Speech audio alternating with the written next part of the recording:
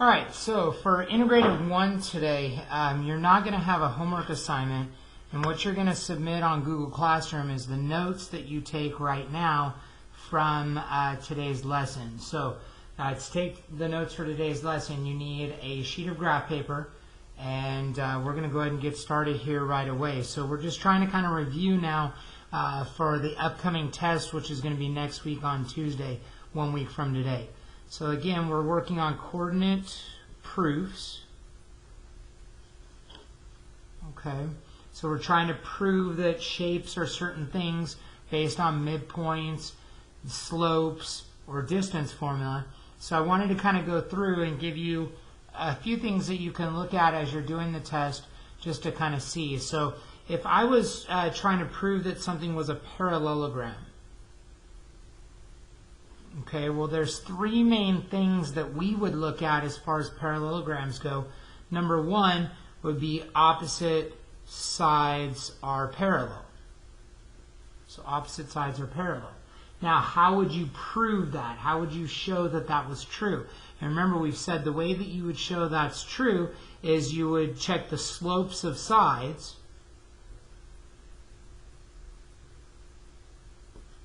and see if they are the same. So you want the slopes of the opposite sides to be the same. Okay, second, what's another way you could prove that you had a parallelogram? You could check to see if the opposite sides are congruent. And how could you check to see if the opposite sides were congruent?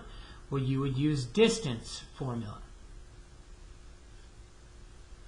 Okay, so that's a key there.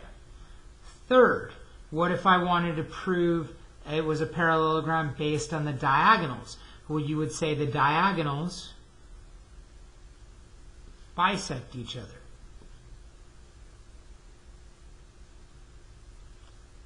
And how would I know that 2 diagonals bisect each other? I would use midpoints.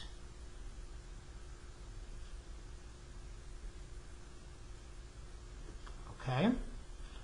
Now, next shape that we'd want to look at would be the rectangle. How could you show that you had a rectangle?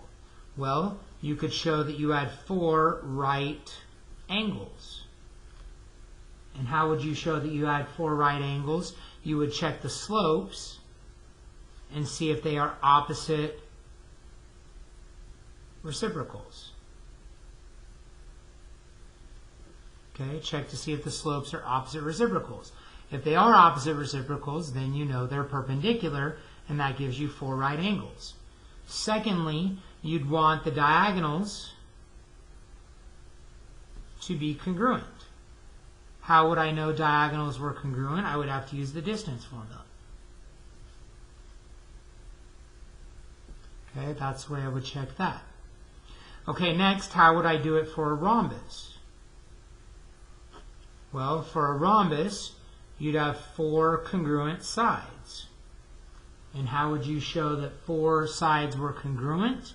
You would again use distance formula.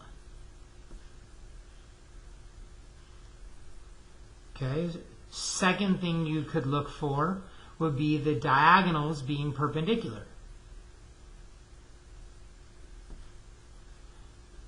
So how would I show that the diagonals are perpendicular? I would look at the slopes of the diagonals, and they should be opposite reciprocals. Okay, if they're opposite reciprocal slopes, then the diagonals are perpendicular. Okay, for a square, how would I figure out a square? Well, I need 4 congruent sides. And we've already talked about how to find 4 congruent sides. From up here, again, we would use distance formula. And then the second thing we would need is we would need 4 right angles. And that would be that the sides are opposite reciprocals. They're slopes. Okay, so slopes are opposite reciprocals. Now, this is not new information today. And we've been talking about this each day in this chapter so far. So you've seen this. You should have some background in it. Okay. So here's what I want to do. So I want to do a couple of questions with you just to kind of push you in the right direction with this. So keep this paper that we just wrote that down with handy here alongside of you. And now what I want to do is I want to try to prove certain things. Okay. So let's say, number one, that I have these points. Point A is -4, -2. Point B is 2, -2. C is 4, 3. And D is -2, 3. And I'm going to try to prove that it's a parallelogram based on its diagonals. So is it a parallelogram based on diagonals? Now, what is true of the diagonals of a parallelogram? Well, for a parallelogram, the diagonals bisect each other. So we're going to be using midpoint formula to see if they have the same midpoint. If they have the same midpoint, then it's definitely a parallelogram. Okay? So here's what I want to do. So let's get this set up. Let's graph it first, and then we'll go from there. So I don't have a ruler here where I'm sitting, so I'll just use the edge of this piece of paper to make it work. Hopefully you can too. Okay, remember, just label the last number on your x-axis. 1, 2, 4, 5, 6. 1, 2, 3, 4, 5, 6. Okay. And then you want to plot your points. -1, 2, 3, 4. -1, 2. That's point A. And again, I told you when I do this, I like to write down what the points are. 2, -2. 2, -2. That's point B. Point C is 4, 3. So over to 1, 2, 3, 4, 1, 2, 3 right there. And then D is -2, 1, 2, 3. Okay. Now go ahead and make that picture.